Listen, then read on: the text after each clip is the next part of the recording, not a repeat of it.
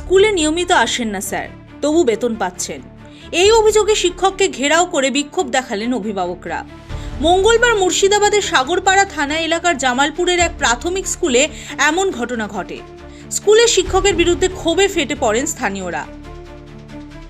জামালপুর ২৭ নম্বর প্রাথমিক বিদ্যালয়ের সহকারী শিক্ষক পদে রয়েছেন তন্ময় ঘোষ। তার বিরুদ্ধে অভিভাবকদের অভিযোগ, মাসে মাত্র ২-১ দিন ওই শিক্ষক স্কুলে আসেন। শুধু তাই নয়, স্কুলে এলে ঠিকমতো তিনি ক্লাস নেন না, উল্টে পড়ুয়াদের সঙ্গে অশালীন আচরণ করেন। তন্ময় স্যার ওই স্কুলে আসে না, বাচ্চাদেরকে পড়ায় না, আর আসলে সবাই মোবাইল নিয়ে ব্যস্ত হয়ে থাকে। মাসে কেমন আসে, উপস্থিতি কেমন? মাসে একদিন কি দুদিন আসে, ঠিকই নাই, আসে না বললেই চলে। মাস্টারের বক্তব্য, হেডমাস্টার, যে আমরা কিছু করতে পারছি না, তোমরা গ্রামের লোক মিলি কিছু করার চেষ্টা করো।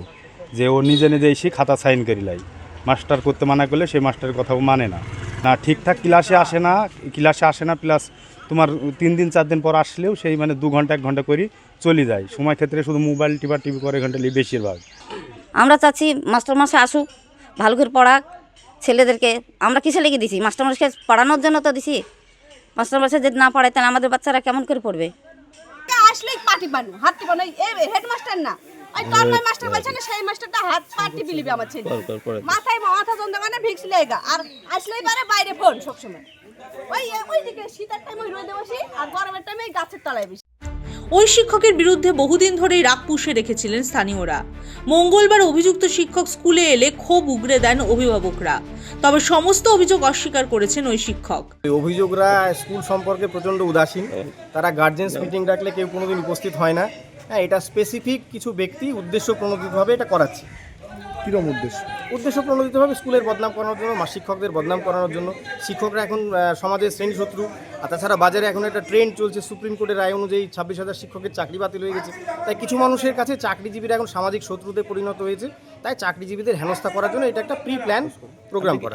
আমি রেগুলার আসি, আমি অবশ্যই, এবং আমি দাবি করব গ্রামবাসীর যদি মনে করেন যে এই বিষয়ে কোনো সন্দেহ আছে, তাহলে গ্রামবাসী চাঁদা তুলে স্কুলের সামনে CCTV বসাক। আমি প্রয়োজন হলে 10,000 টাকা চাঁদা দিতে রাজি আছি। কেন গ্রামবাসী? কারণ তাদের যদি সন্দেহ থাকে তাহলে তারা তো এখানে স্কুলের সামনে বসে থাকতে পারবে না। বলছে যে আসার পরে বাচ্চাদেরকে দিয়ে আপনি বিভিন্ন মাথা টেপানো, গা টেপানো। একদম ভুল কথা, এটা একদম মিথ্যা কথা। আচ্ছা, মোবাইল টিপেন বা না, দেখুন, এখন আমাদের প্রাইমারি সিস্টেমটাই হচ্ছে আপনার টোটালটাই আপনার হয়, অনলাইনে কাজ হয়। এমন কিছু কাজ থাকে যেগুলো কাজ করতে গেলে আপনার প্রধান শিক্ষকেও বা সহকারী শিক্ষকেও ফোন ব্যবহার করতেই হবে। এটা কিছু করার নেই, আপনারা হয়তো জানেন সেটা। এই ব্যাপারে আমরা পূর্বে একটা অভিযোগ পেয়েছিলাম, তো সেই অভিযোগের ভিত্তিতে ওনাকে ডাকা হয় এবং ওনার স্কুলে যাওয়া হয়, ভিজিট করা হয়, এবং ভিজিট করে সেদিন ওনাকে স্কুলে পেয়েছিলাম এবং ওনার হাজিরা খাতাও দেখেছিলাম, টোটাল অ্যাটেন্ডেন্স রয়েছে এবং কোনো লিখিত অভিযোগ বা কোনো রকম কিছু তথ্য আমার কাছে যদিও এখন এসে পৌঁছায়নি, তবুও আমরা আমাদের মতন যেহেতু ভারবালি কিছু অভিযোগ পাচ্ছি, বিষয়টি তদন্ত করে অবশ্যই দেখব এবং ঊর্ধ্বতনকে অবশ্যই এই ব্যাপারে দৃষ্টি আকর্ষণ। খবর পেয়ে সাগরপাড়া থানার পুলিশ ঘটনাস্থলে যায়, পরিস্থিতি সামাল দেয়। গ্রামবাসীদের লিখিত অভিযোগ জমা দিতে বলে। শিক্ষকের বিরুদ্ধে ব্যবস্থা নেবে বলে পুলিশ আশ্বাস দিলে বিক্ষোভ তুলে নেন স্থানীয়রা। মুর্শিদাবাদ থেকে মামিনুল ইসলামের রিপোর্ট, দ্য ওয়াল।